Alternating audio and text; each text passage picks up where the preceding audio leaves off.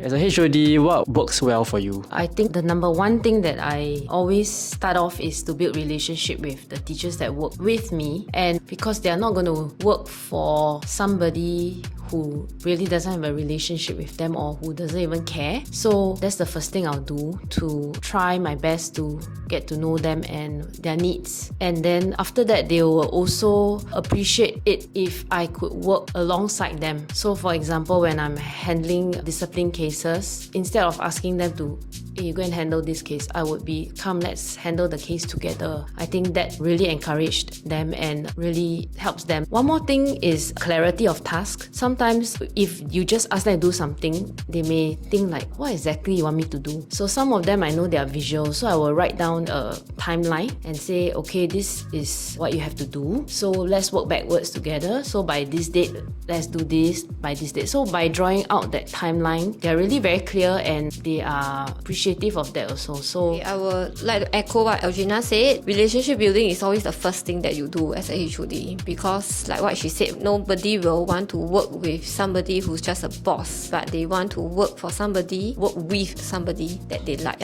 So not trying to say that HOD must be people pleaser, because some job you have to be the one delegating, you have to be the one telling them that they have to do it. So relationship is the foundation. Another thing is, I think I lead by example. I was a HOD PE CCA. You know, HODs, we have to do classroom observations. So instead of just jumping to it, I open my classrooms for them to come. Or certain projects or certain initiatives that we start, I make sure I'm the first one to do it. In terms of certain pedagogies or certain things that we want to try out in our PE classes, I will always be the first. So I video or ask them to come and observe so that they will feel safer. I mean, teachers are humans. We all know when somebody is sincere. It is not about, every day ask them how they are, every day say good morning. It doesn't work lah. It comes from genuine care. It comes from your observation skills, where you observe the differences or the changes in them, and then you step in to check in with them, to ask them how their classes are. You know when they have difficult classes according to their timetable, and then I think we should check in with them periodically, and that's how we build that kind of relationship and trust. It is the same